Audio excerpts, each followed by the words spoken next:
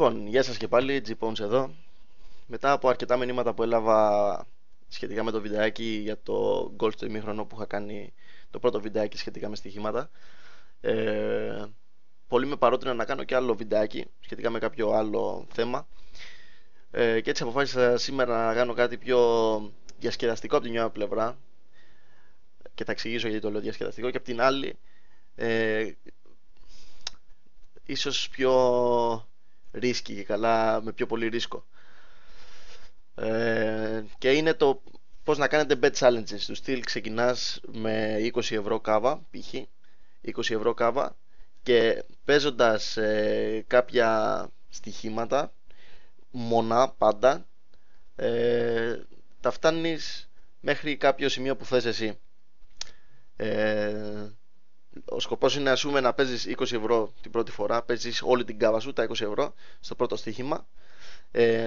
Τα κέρδη, μόλις κερδίσεις, τα παίζεις στο επόμενο στοίχημα και δουλεύεις έτσι. Παίζεις συνέχεια μονά, τα κέρδη από το προηγούμενο στοίχημα τα βάζεις στο επόμενο και ανεβαίνεις έτσι σιγά σιγά. Τώρα, υπάρχουν κάποια συγκεκριμένα tips σχετικά με το πώς μπορείς να το κάνεις λίγο πιο εύκολα αυτό, να είσαι λίγο πιο εύστοχος στα στοιχήματά σου, γιατί πολλές φορές μπορεί να παίξεις μια απόδοση 1,3-1,4, αλλά το ποδόσφαιρο είναι απρόβλεπτο άθλημα, ίσως το πιο απρόβλεπτο στα στοιχήματα, οπότε μπορεί να είσαι αρκετά σίγουρος για ένα σημείο 1,4 και να μην βγει και να τα χάσεις. Γι' αυτό πρέπει να δούμε με ποιο τρόπο μπορούμε να το προσεγγίσουμε αυτό, ώστε να είμαστε τουλάχιστον αρκετά σίγουροι για το αποτέλεσμα αυτό και να μην χάσουμε όταν φτάσουμε σε κάποιο μεγάλο ποσό, να μην το πετάξουμε δηλαδή από μια αυλεψία ή κάτι το οποίο δεν το είχαμε αρκετά σίγουρο μόνο και μόνο γιατί είδαμε την απόδοση 1,4, το παίξαμε και το χάσαμε. Λοιπόν, καταρχάς ξεκινάμε, όπως είπαμε, με ένα 20άρικο π.χ.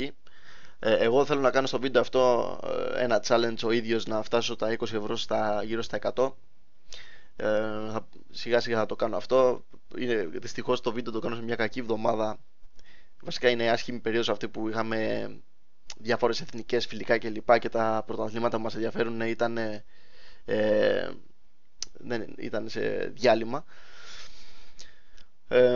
Αλλά και πάλι πιστεύω θα βρούμε κάτι. Τώρα ειδικά που αρχίζουν κάποια ματσάκια μεταξύ Under 20, Under 21, αυτά έχουν ένα χαρακτηριστικό ότι συνήθως μπαίνουν πολλά γκολ. Όμως υπάρχουν και ματσάκια τα οποία απογοητεύουν, δεν μπαίνουν τόσα γκολ, λήγουν και 0-0. Θα τα τσεκάρουμε στην πορεία για το δικό μου, ας πούμε, bet challenge, και θα δούμε πώς θα πάει. Λοιπόν, για να δούμε για αρχή πώς μπορούμε να προσεγγίσουμε μια τέτοια μέθοδο. Το πρώτο είναι παίζουμε over ή under, δηλαδή να παίξεις goal over ή under. Παίζεις over μισό goal στο ημίχρονο, όπως κάναμε στο προηγούμενο βίντεο, αλλά από την αρχή. Ο λόγος που το κάνεις από την αρχή είναι γιατί πολλές φορές τα goal μπαίνουν στα πρώτα, μπορούν να μπουν και στα πρώτα λεπτά, στα πρώτα 20 λεπτά, που τότε οι αποδόσεις δεν είναι μεν καλές, αλλά σκοπός μας είναι πλέον να είμαστε εύστοχοι σε αυτό που προβλέπουμε και όχι τόσο η απόδοση. Όσον αφορά τις αποδόσεις, κακώς, ας πούμε, αυτό το σημείο το έχω εδώ, θα πρέπει να είναι από το πρώτα, να κάνω δηλαδή αυτό εδώ 1, 2, 3, 4 και 5. Λοιπόν, το πρώτο βήμα είναι θα στοχεύουμε σε αποδόσεις μεταξύ του 1,3 με 1,5 με 1,4, δηλαδή μέσο όρο, όπου το 1,4 άμα το βλέπαμε σε πιθανότητες, άμα το εκφράζαμε σε πιθανότητες, θα ήταν γύρω στο 71,4 πιθανότητες. Αρκετά σίγουρο, αλλά και πάλι είναι και αρκετά μεγάλο το πιθανότητα του να χάσεις, 29%, σχεδόν 30%. Αυτό είναι το πρώτο βήμα. Θα προσπαθούμε να παίξουμε αποδόσεις από 1,3 μέχρι 1,5. Τώρα, εδώ που ήμουνα, θα παίζουμε over ή under goals. Συνήθως το over μισό στο πρώτο ημίχρονο, δηλαδή να μπει έστω ένα goal στο πρώτο ημίχρονο, από την αρχή του παιχνιδιού κυμαίνεται κάπου εκεί, στο 1,3 με 1,4, άντε 1,5 αν είναι και καλά από τα δύσκολα να συμβούν. Όταν ας πούμε οι ομάδες δεν είναι οι ομάδες οι οποίες σκοράρουν ή δέχονται εύκολα γκολ και γενικά δεν υπάρχουν πολλά γκολ στους αγώνες τους, το over μισό στο πρώτο ημίχρονο μπορεί να βρεθεί και γύρω στο 1,5 από την αρχή, πριν αρχίσει καν το μάτς. Άλλη προσέγγιση είναι να παίξεις over 1,5 στο σύνολο των γκολ, σε όλο το παιχνίδι δηλαδή, από την αρχή. Και αυτό επίσης μπορεί να το βρεις γύρω στο 1,4 με 1,5 αν τυχόν οι ομάδες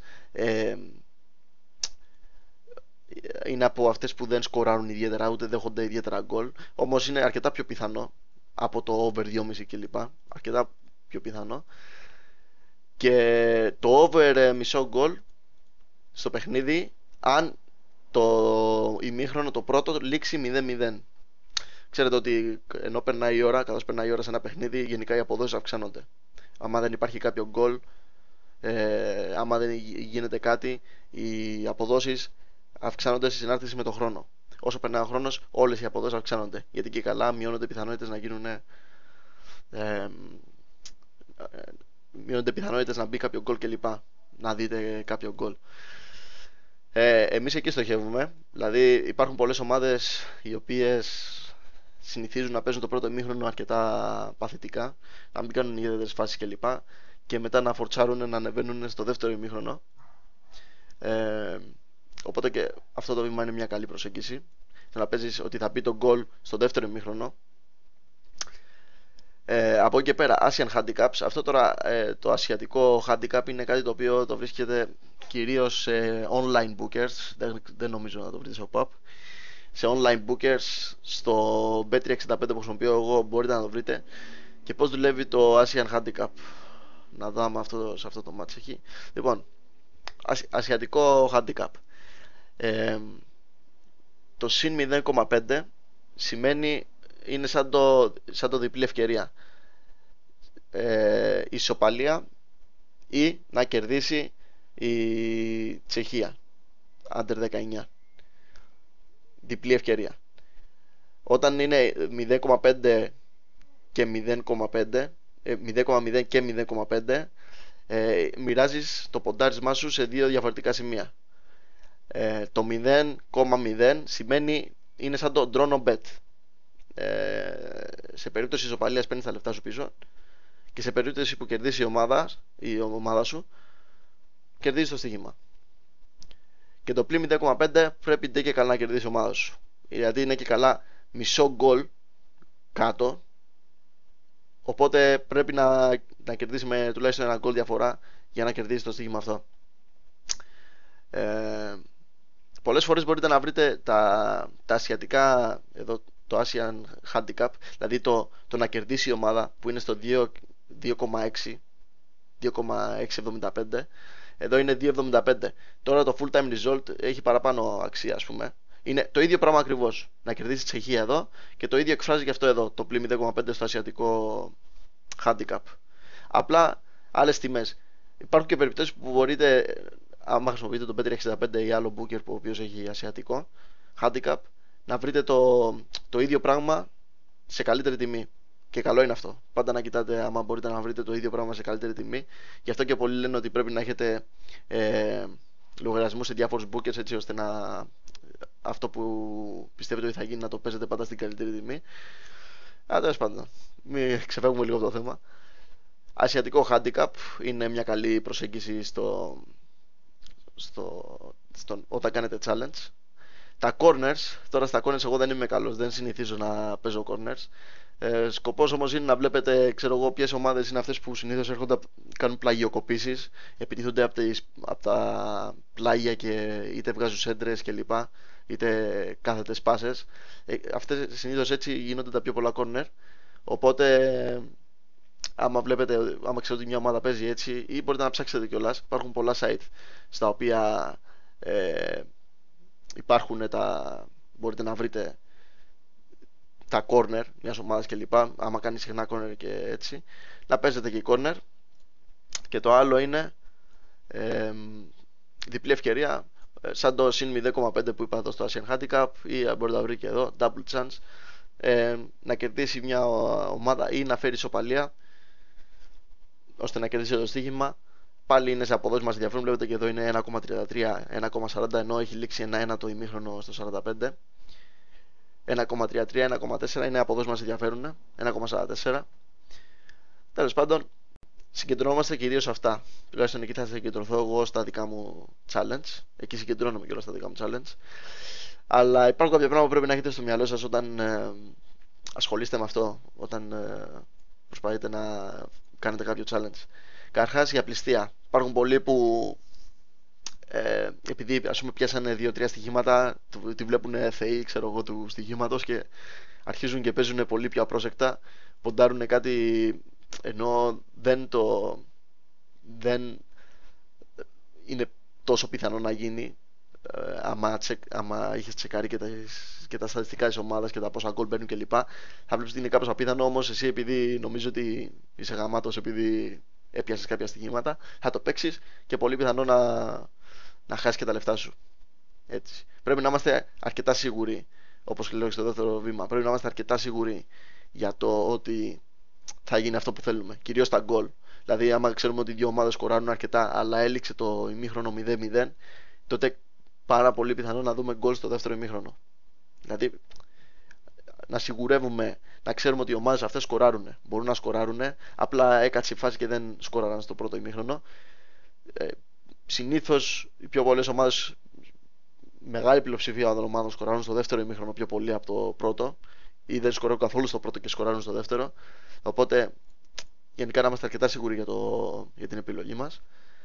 Και το τρίτο, και αυτό είναι το πιστεύω από τα κυριότερα, ότι ο χρόνος είναι με το μέρος μας. Σε αυτό, στο challenge, ο χρόνος είναι πάντα με το μέρος μας. Δεν πειράζει, δεν χρειάζεται σε κάθε παιχνίδι που βλέπουμε να κάνουμε και μια επιλογή του στυλ 1,3, 1,4 για να το βάλουμε στο challenge για να κερδίζουμε συνεχώς. Αυτό συνδέεται με την απληστία που περιέγραψα στο πρώτο βήμα. Πάρ' το χρόνο σου να βγάλεις σωστά συμπεράσματα για το τι θα παίξεις. Γιατί μετά από ένα σημείο, όταν σιγά σιγά ανεβαίνει όλο αυτό και έχεις βγάλει αρκετά λεφτά, μετά δηλαδή μια λάθος επιλογή θα τα χάσεις όλα. Στην ουσία από την τσέπη σου μόνο χάνεις 20 ευρώ. Αλλά είναι αμαρτία να χάσεις, ας πούμε, 100-200 ευρώ που ίσως το έχεις φτάσει στο challenge από μια προσεξία σου, επειδή εσύ βιάστηκες και για να βγάλεις τα λεφτά έπαιξες κάτι αρκετά ρηψοκίνδυνο, αβέβαιο, και τα πέταξες, τα χάσες. Και γιατί λέμε ότι ο χρόνος είναι με το σμένο μας εδώ πέρα. Έστω ότι ξεκινάμε με 20 ευρώ. Εντάξει, και θα λέω ότι τα στοιχήματα που παίζω συνέχεια είναι γύρω στο 1,4, μιας και είναι ο μέσος όρος του διαστήματος που διαλέξαμε. Λοιπόν, 20 ευρώ. Το πρώτο στοίχημα 1,4 το κερδίζουμε και βγάζουμε 28 ευρώ. 8 ευρώ κέρδος. Εντάξει. Μετά παίζουμε ένα άλλο στοίχημα και φτάνει στα 39,2 ευρώ. Αυτό είναι με το δεύτερο. Βασικά να το κάνω έτσι για να φαίνεται. 1,4 επί 1,4. Εντάξει, έχουμε παίξει δύο στοιχήματα στο 1,4. Κερδίσαμε το πρώτο, βγάλαμε τα λεφτά. Τα βγάλαμε. Απλά τα κέρδη, ό,τι βγάλαμε από το πρώτο στοίχημα, το ξαναπαίξαμε στο επόμενο σημείο. Φτάσαμε τα 39,2. Βλέπουμε ότι μετά από δύο στοιχημάτα το μόνο που ανέβηκε είναι γύρω στα 20 ευρώ. Δηλαδή σχεδόν διπλασιάσαμε τα λεφτά μας. Δεν είναι τίποτα ιδιαίτερο. Αλλά θα δούμε τώρα πως σιγά σιγά με τα στοιχήματα που παίζουμε, πως αυξάνεται το ποσό που παίζουμε, αλλά και που βγάζουμε σε κάθε σημείο. Συνεχίζουμε με άλλο, το τρίτο στοίχημα 1,4. Τότε έχουμε πάει στα 54 ευρώ, 55 σχεδόν. Στο τέταρτο στοίχημα είμαστε 76 ευρώ. Έχουμε τριπλασιάσει, σχεδόν τετραπλασιάσει τα λεφτά μας, την αρχική μας κάβα. Είμαστε 56 ευρώ πάνω. Στο πέμπτο σημείο, στο πέμπτο στοίχημα που βάλαμε, γύρω στο 1,4 απόδοση, φτάσαμε τα 107 ευρώ. Έχουμε βγάλει 87 ευρώ παίζοντας 5 σημεία, γύρω στο 1,4, κάπου εκεί. Πλέον μιλάμε για εντάξει, ένα ποσό το οποίο δεν είναι αμεληταίο, δεν λες ότι παίζω 107 ευρώ για την πλάκα μου. Πλέον είναι ένα ποσό το οποίο αρχίζεις και γίνεσαι πιο επιφυλακτικός, πιο προσεκτικός, ούτως ή άλλως, θες δεν θες, με το που το βάζεις. Ε, οπότε τώρα εδώ έχεις παίξει 5 στοιχήματα, πες ότι αυτά εδώ τα βγάλες σε μία-δύο μέρες με τη λογική του ότι ήσουν αρκετά σίγουρος για τα σημεία που διάλεξες, διότι δεν μπορείς σε κάθε αγώνα να είσαι σίγουρος για κάτι. Δεν είναι ανάγκη, όπως είπα, σε κάθε αγώνα να βρίσκεις ένα σημείο να παίξεις. Παρόλο που θα μπορούσες μεν, αλλά δηλαδή εκεί μπορεί να παρασυρθείς να κάνεις το λάθος, να υποτιμήσεις κάτι κλπ. Και να μην σου βγει καλά. Πες ότι σου πήρε μια-δυο μέρες για να βρεις τους 5 αγώνες με 5 ομάδες π.χ. που σκοράνουν κλπ. Και έκανες σωστές προβλέψεις ότι θα μπουν γκολ και όντως μπήκανε και όντως κέρδισες 5 στοιχήματα της απόδοσης του 1,4 και έβγαλες 87 ευρώ. Από εκεί και πέρα ξαναπέζεις έκτο στοίχημα στο 1,4, πας στα 150. Μαλακία έκανα. Sorry, πάμε πάλι. Να φτάσω εκεί που ήμασταν. Λοιπόν, 150 ευρώ, 150 μισό, ξαναπέζεις στο 1,4. Πλέον βλέπεις δηλαδή πόνταρες 150 σε ένα τέτοιο σημείο και βγάλεις 60 ή στα 210. Ξαναπέζεις το 1,4. Τα 210 γίνανε τώρα 2,95. Με το 7ο, σωστά μετράω, με το 8ο βασικά ποντάρισμα στο 1,4 περίπου, φτάσαμε τα 295 ευρώ. Ξαναπέζεις στο 1,4, 295, τώρα βγάζεις 120 ευρώ σχεδόν στο επόμενο ποντάρισμα και ούτω καθεξής. Νομίζω γύρω στα 12 πονταρίσματα και έχεις φτάσει στα 1133 ευρώ μόνο με 20 ευρώ από την τσέπη σου. Φαίνεται εύκολο. Στο μάτι εύκολα λες ότι εντάξει μωρέ, 1,3, 1,4, 1,5 αποδόσεις γίνονται εύκολα. Οπότε, έλα μωρέ, εντάξει, θα το κάνω μπαμπαμ. Αυτή είναι η πιο λάθος προσέγγιση. Το να πεις ότι θα το κάνεις μπαμπαμ. Όπως είπαμε, το 1,4 μπορεί να φαίνεται σε θέμα πιθανότητων αρκετά σίγουρο, αλλά είναι γύρω στο 71% πιθανότητα, αλλά υπάρχει και μια 29% πιθανότητα, τα οποία να γίνει στραβή. Λοιπόν, μιλάμε τώρα για 12 στοιχήματα. 12 στοιχήματα στο 1,4, τα οποία μας φτάσουν στα 1100 ευρώ. Όμως για να γίνουν αυτά θέλει μεγάλη προσοχή. Και μπορεί να πάρει, δηλαδή, σκέψου ότι πλέον έχει 1133 ευρώ. Πες ότι το κάνεις και έπαιξες 12 στοιχήματα και έφτασε 1133 ευρώ. Πλέον σφίγγει ο κόλος, να το πω. Δηλαδή, γίνεσαι πολύ πιο προσεκτικός που θα τα παίξει αυτά τα λεφτά. Οπότε πες ότι βρίσκεις τώρα το Σαββατοκύριακο αρχίζουν πάλι τα πρωταθλήματα κλπ. Πες ότι παίζει με τη Real Madrid, δηλαδή η Real Madrid με όποια είναι, ας πούμε, που θα παίξουν. Η Real Madrid συνήθως σκοράρει και αρκετά γκολ. Πες ότι περιμένεις εκείνο το match, πες ότι αυτά τα κάνεις σε 3 μέρες. Σε 3 μέρες από τώρα είναι, πέφτει, Πέμπτη. Εντάξει, περιμένεις το Σάββατο ή την Κυριακή, πότε παίζει η Real. Δηλαδή 2 μέρες, 3 μέρες δεν πληρώνεις καθόλου, δεν τα αγγίζεις τα λεφτά για να παίξεις κάτι αρκετά σίγουρο. Τώρα είναι παράδειγμα αυτό που λέω, το να περιμένεις και άλλες τερματίτσες. Μπορείς να βρεις και πιο πριν ματσάκια. 3 μέρες μένεις απλήρωτος, αλλά αν βρεις κάτι να παίξεις με τη Real Madrid και το πιάσεις, τα 1100 κάτι ευρώ γίνονται 1587, δηλαδή γύρω στα 400 ευρώ πάνω. Δηλαδή 3 μέρες έκανες διάλειμμα, δεν είναι καλά, για να βρεις κάτι καλό, αλλά πληρώθηκες 400 ευρώ για αυτές τις 3 μέρες που και καλά δεν έκανες τίποτα, που περίμενες. Λοιπόν, γι' αυτό λέω ότι ο χρόνος είναι με το μέρος σας. Πάντα ο χρόνος είναι με το μέρος σας. Αυτό γιατί χρησιμοποιείτε το χρόνο ώστε να βρείτε κάτι αρκετά καλό, έτσι ώστε μετά από ένα σημείο, αφού φτάσετε κάποιο καλό ποσό, να αρχίσετε να πληρώνεστε αρκετά και με το παραπάνω για το χρόνο το οποίο περιμένατε. Λοιπόν, να σκέφτεστε ότι πάντα ο χρόνος είναι με το μέρος σας. Λοιπόν, δεν υπάρχουν πολλά στα οποία μπορώ να αναφερθώ πλέον όταν κάνουμε challenge. Πάντα, δηλαδή τώρα παίζουν κάποιοι αγώνες με ομάδες οι οποίες δεν ξέρω καν. Βασικά Κέρκυρα Χανιά, ένας ελληνικός αγώνας, έχει μπει ένα γκολ από τα Χανιά. Το κοιτούσα πριν τον αγώνα αυτόν. Συνήθως είναι η Κέρκυρα αυτή που είναι η καλή στα εντός έδρας της. Βάζει γκολ, αλλά πρώτη σκόραρε τα Χανιά. Σκόραραν πρώτα. Δεν θέλω να πάρω το ρίσκο να παίξω το over 1,5 εδώ, γιατί ας πούμε πάω εδώ που είναι το match. Πάω στο Κέρκυρα Χανιά. Μου ανοίγει βλέπω τα στατιστικά. Πάω ας πούμε στο over under και βλέπω ότι σπίτι της η Κέρκυρα έχει γύρω στο 1,3 γκολ per match, γύρω στο 1,3.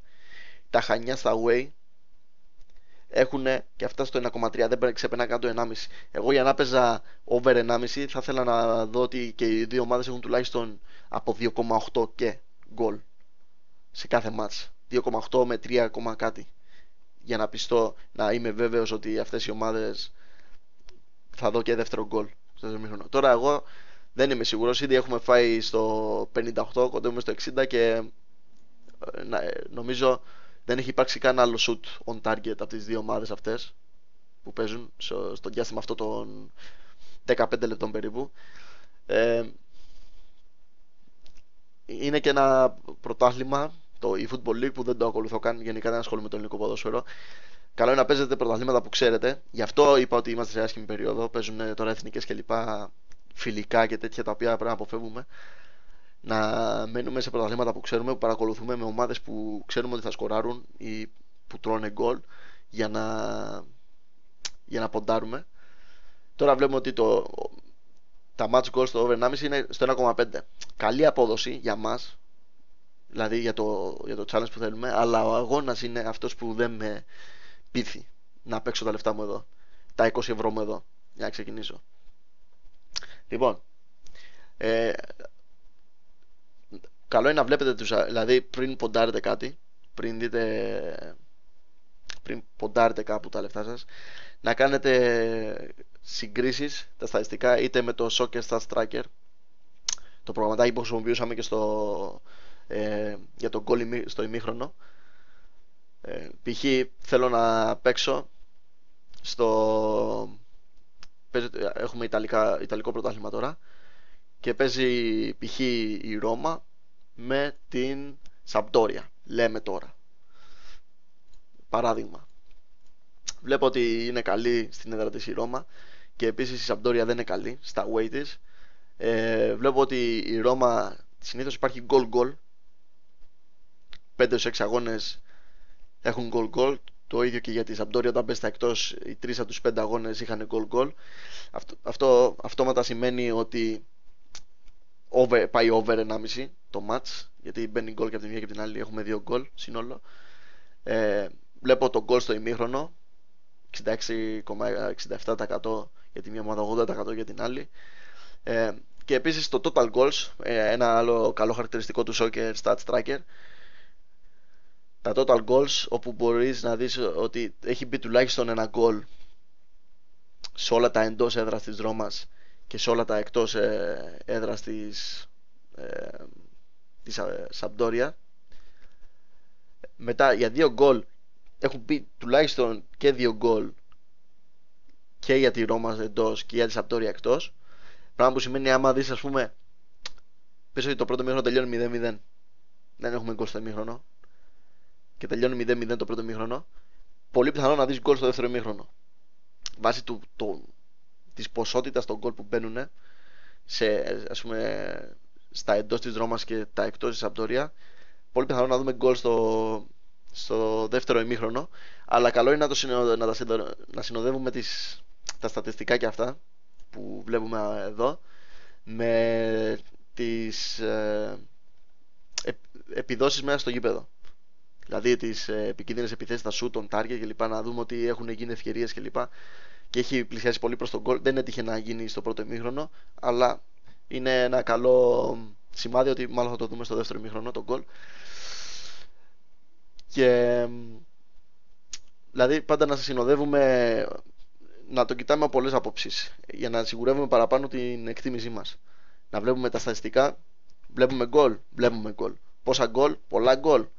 Εκεί άμα βλέπουμε πολλά γκολ και μπορούμε να πάμε και στο over 1,5 και over 1,5 για ολόκληρο το παιχνίδι ή και over μισό στο πρώτο ημίχρονο. Δηλαδή πας εκεί στα αυτά τα δύο, αν έχει πάρα πολλά γκολ. Και μετά βλέπεις και στο γήπεδο, στο live match. Υπάρχουν επιθέσεις κλπ. Άμα βλέπεις τον αγώνα στην τηλεόραση ακόμα καλύτερα, έχεις ακόμα καλύτερη εικόνα του τι γίνεται. Βλέπεις το τι μπορεί να γίνει κλπ.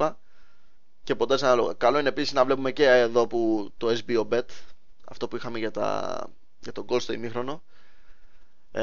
Πέφτει η απόδοση, π.χ. εδώ πέφτει η απόδοση για goal στο ημίχρονο στην Αλβανία με το Liechtenstein. Εδώ. Και εδώ βλέπουμε ότι ας πούμε η Αλβανία έχει πιέσει αρκετά ή κάνει και 2 σούτ στο στόχο κλπ. Θα αρχίσω τώρα με κάποιο challenge εγώ, 20 ευρώ στην κάβα μου και θα δω πού θα το φτάσω. Θα προσπαθήσω να το φτάσω 100 ευρώ μέχρι να ανεβάσω το βίντεο στο YouTube. Αυτά πάνω κάτω. Βασικά πράγματα. Άμα πας για τα γκολ, βεβαιώσου ότι οι ομάδες αυτές σκοράρουν. Μπορούν να σκοράρουν. Αν σκοράρουν πάρα πολύ, τότε δες το ή για το πρώτο ημίχρονο ή για το over 1,5 γενικά. Δηλαδή να μπουν στο 2 γκολ σε όλο το παιχνίδι. Αλλιώς περίμενε να τελειώσει το πρώτο ημίχρονο, να τελειώσει 0-0 ή ακόμα και 0-1 να τελειώσει. Δες για το δεύτερο ημίχρονο, αν μπορεί να μπει άλλο γκολ, τότε παίξει το over 1,5 στην απόδοση που θέλουμε, δηλαδή στο γύρω στο 1,3 με 1,5 που εκεί θα κυμαίνεται. Ή αν έχει τελειώσει 0-0, δες το για γκολ, να μπει κάποιο γκολ στο δεύτερο ημίχρονο. Τα Asian Handicaps, ψάξτε τα λίγο στο Google, είναι αρκετά καλός τρόπος να προσεγγίζετε τα challenge, γιατί μπορείς να παίξεις και το double chance και όλα αυτά, ή έχει και το draw no bet κλπ. Τα corners, όσοι κυνηγάτε corners κλπ και ξέρετε πώς να προσεγγίζετε τα corners, δείτε τα corners. Και τις διπλές ευκαιρίες, π.χ. μια ομάδα που ξέρουμε ότι σίγουρα δεν πρόκειται να χάσει, δηλαδή δεν πρόκειται να κερδίσει η άλλη για κανένα λόγο και ξέρουμε, απλά δεν είμαστε σίγουροι αν θα κερδίσει η δικιά μας ή θα φέρει χ. Double chance, καθαρό.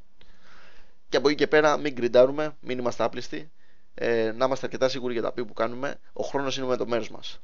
Ο χρόνος είναι με το μέρος μας. Δηλαδή πάρ' το χρόνο σου, βρες ματσάκι το οποίο θα είσαι σίγουρος ότι θα μπει γκολ κλπ. Και η επιλογή που θα κάνεις αυτό θα είναι αρκετά σίγουρη.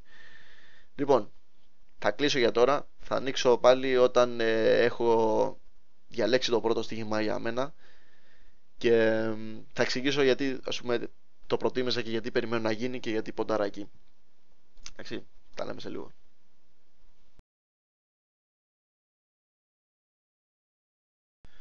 Λοιπόν, για και πάλι. Νομίζω βρήκα το πρώτο στοίχημα για να αρχίσω το challenge μου. Ο αγώνας στην Δανία, Division 1. Ο λόγος που τον επιλέγω είναι επειδή είναι δύο ομάδες που είναι καταρχάς στις πρώτες 5 του πρωταθλήματος. Μετά πάω στο over-under, βλέπω ότι η μία σπίτι της έχει 2 γκολ per match, η άλλη έχει γύρω στα 3 γκολ per match, η φιλοξενούμενη. Και βλέπω ότι επίσης η απόδοση του over 1,5, δηλαδή είμαι σε αυτό εδώ πέρα, να παίξω over 1,5 από την αρχή του αγώνα, ότι θα δω 2 γκολ τουλάχιστον σε αυτό το αγώνα, αρκετά, πώς να το πω, αρκετά σίγουρος, έχω αρκετή αυτοπεποίθηση για αυτό τον αγώνα, ότι θα γίνει, επειδή είναι δύο ομάδες και αρκετά ψηλά και σκοράρουν και το λένε στατιστικά. Το τσέκαρα και στο Soccer Stats Tracker, είδα ότι η μία έχει 50% περίπτωση να έχει γκολ, δεύτερο γκολ στον αγώνα της, η άλλη έχει 85% περίπτωση, δηλαδή στους 6 από τους 7 αγώνες που έχει παίξει εκτός έχει γίνει αυτό. Πιστεύω ότι θα έχω και γκολ στο ημίχρονο αλλά και γκολ και στο δεύτερο ημίχρονο. Παρ' όλα αυτά δεν θέλω να πάρω το ρίσκο να παίξω να μπει γκολ στο ημίχρονο. Θα μπορούσα βασικά να δω αν βασικά να το δω, γιατί όχι, Online Betting Academy,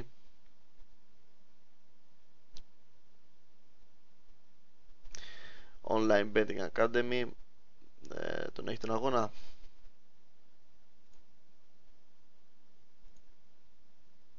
Είναι ένα καλό site αυτό σχετικά με στατιστικά και λοιπά και το πότε σκοράρει μια ομάδα και ούτω καθεξής.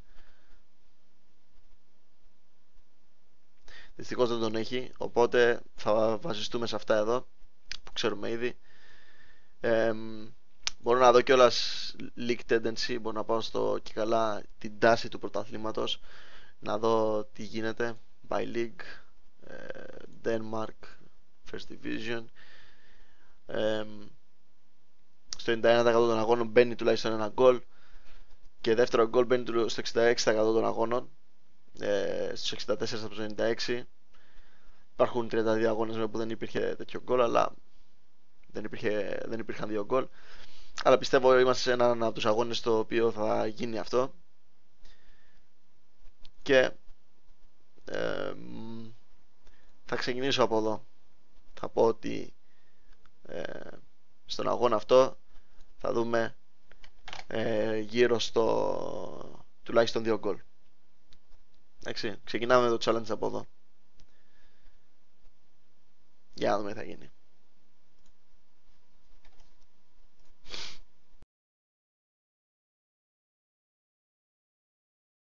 Λοιπόν, καλησπέρα και πάλι.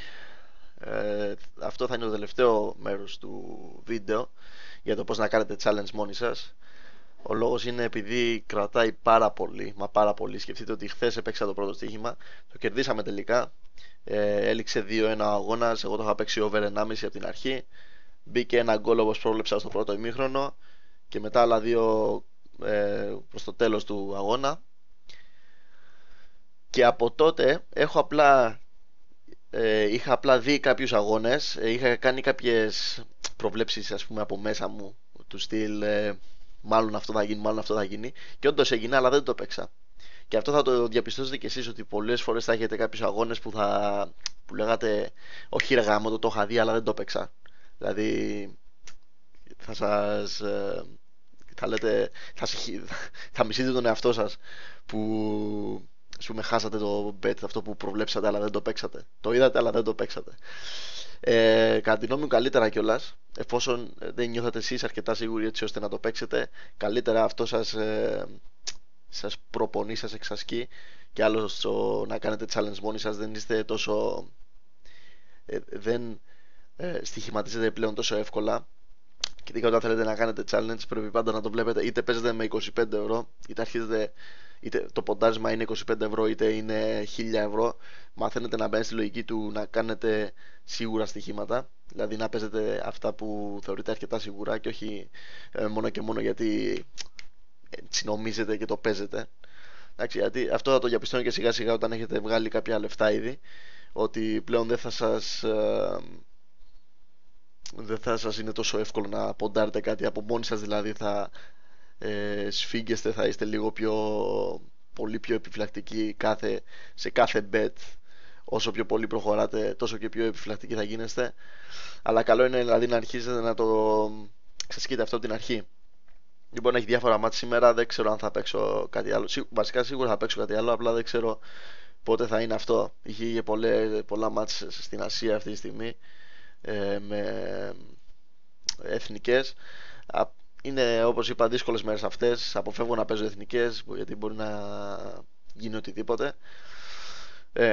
Και γι' αυτό, επειδή ας πούμε το βίντεο αυτό μπορεί να πάρει και καμιά εβδομάδα, εντάξει, λέμε τώρα, μπορεί να πάρει και μέρες ολόκληρες μέχρι να το ανεβάσω και μέχρι να φτάσω τα 100 ευρώ, που έπαιξα 20 στο over 1,5, βγάλαμε τα 6 ευρώ, λίγα μεν, αλλά ένα καλό βήμα, δηλαδή μια καλή προσέγγιση που κάναμε για να το επιτύχουμε, να φτάσουμε πιο κοντά στο στόχο. Τέλος πάντων, ελπίζω να καταλάβατε τη λογική, να καταλάβετε ότι πρέπει να είστε σίγουροι αρκετά για αυτό που παίζετε, να παίζετε over-under goals. Τα under εγώ τα αποφεύγω, πιο πολύ παίζω over. Αν πιστεύω ότι θα μπει goal, τότε να το παίξω στην απόδοση που θέλουμε, 1,3 με 1,5. Κόρνες άμα είστε καλοί, τα Asian Handicap είναι καλά επίσης, διαβάστε για αυτά. Αυτά. Να θυμάστε ότι ο χρόνος είναι πάντα με το μέρος σας. Μπορεί να κάνετε κάποιες ώρες, ίσως και μέρες να βγάλετε κάποιο στοίχημα σίγουρο, αλλά θα δείτε σιγά σιγά ότι άμα τα πιάνετε αυτά και σιγά σιγά ανεβαίνει η κάβα, ε, θα αξίζει. Δηλαδή στην τελική βγαίνει worth. Λοιπόν, καλή τύχη και ελπίζω να φτάσετε ψηλά. Να θυμάστε ότι πάντα έχετε την επιλογή να βάλετε κάποια από τα κέρδη στην τράπεζα, να τα έχετε στην άκρη και να ξαναρχίσετε από την αρχή. Όσο πιο πολύ το προπονείτε αυτό, τόσο πιο καλοί γίνεστε και τόσο πιο ε, εύκολα λέτε ότι εντάξει, σταματάω εδώ, τα βάζω στην τράπεζα αυτά για να τα έχω σίγουρα, ας πούμε, να έχω σίγουρο κέρδος και ξαναξεκινάω σιγά σιγά με κάποιο άλλο ποσό. Όταν θα γίνετε καλοί, δεν θα έχετε θέμα να το κάνετε αυτό, θα είστε πάντα κερδισμένοι. Λοιπόν, αυτά και θα τα πούμε σε κάποιο άλλο βίντεο για κάποιο άλλο τρόπο στοιχήματος. Γεια σας.